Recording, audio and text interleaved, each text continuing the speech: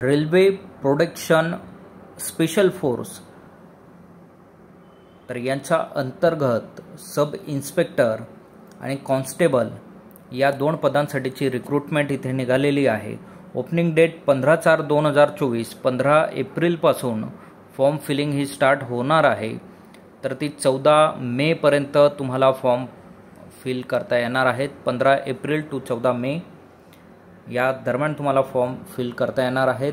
तर sub inspector level 6 चं पे scale असणार आहे 35,400 आणि एज लिमिट याला 20 ते 28 वर्षाचं असणार आहे। टोटल जागा आहेत 452। त्याचबरोबर कॉन्स्टेबल लेवल 3 चं पे स्केल असेल। यासाठी 10वी pass plus equivalent from a recognised board of government of इंडियाचं रिकॉग्नाइज्ड बोर्डमधनं पासआउट असलं पाहिजे। सब इन्स्पेक्टरसाठी ग्रॅज्युएशन तुमच्याकडे असलं पाहिजे। कॉन्स्टेबल या पदासाठीचा 21,700 पेमेंट असेल। 18 ते 28 वर्षाचं एज लिमिट याला सुद्धा आहे आणि टोटल 4,208 जागा आहेत। कॉन्स्टेबल या पदाचा दोन्ही जागा मिळून 4,660 जागांसाठीची ही मेगा भरती आहे। रेल्वे प्रोटेक्शन फोर्स मध्ये मिनिस्ट्री ऑफ रेल्वेमध्ये तुम्हाला काम करण्याची संधी या माध्यमातून मिळणार आहे। सो फिजिकल आणि मेडिकल स्टँडर्ड सुद्धा असणार आहेत। हाईट आणि या बाकी गोष्टी सुद्धा तुमच्या चेक केल्या जाणार आहेत। तर त्या प्रोसेसमध्ये पूर्ण तुमचं ऑब्झर्वेशन हे स्टेप बाय स्टेप केलं जाणार आहे। Mode of examination computer based CBT test अगोदर घेतली जाईल। त्यानंतर फिजिकल इफिशियन्सी टेस्ट तुमची कंडक्ट केली जाईल। फिजिकल मेजरमेंट टेस्ट केली जाईल आणि further details refer to the detail ॲडव्हर्टाईजमध्ये तुम्हाला हे रीड करता येणार आहे। यासाठी एक्झामिनेशन फीज जी असणार आहे तर 500 रुपये हे जनरल आणि OBC कॅन्डिडेटसाठी असणार आहेत आणि SC/ST कॅन्डिडेटसाठी 250 रुपये असणार आहेत।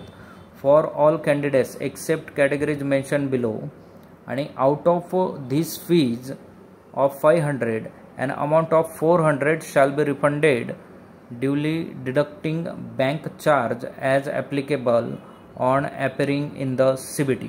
जर तुम्ही CBT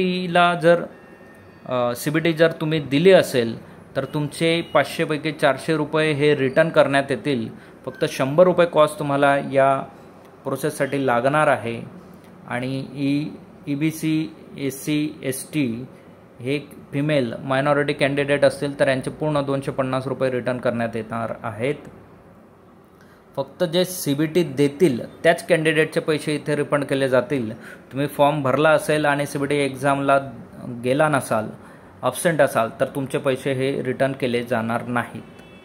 तर याबद्दलचं सगळ्या कॅन्डिडेटने लक्षात घ्यायचं आहे। तुम्ही ज्या RRBसाठी इच्छुक असाल त्या RRBच्या वेबसाईटला जाऊन तिथनं तुम्ही अप्लाय करू शकणार आहेत।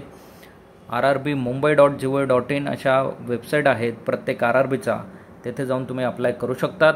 असेच नवनवीन आणि अपडेटेड व्हिडिओ मिळवण्यासाठी आमच्या चॅनलला सबस्क्राईब करा, व्हिडिओला लाईक करा, योग्य त्या विद्यार्थ्यांपर्यंत ही माहिती पोहोचवा। थँक्यू, धन्यवाद, जय हिंद।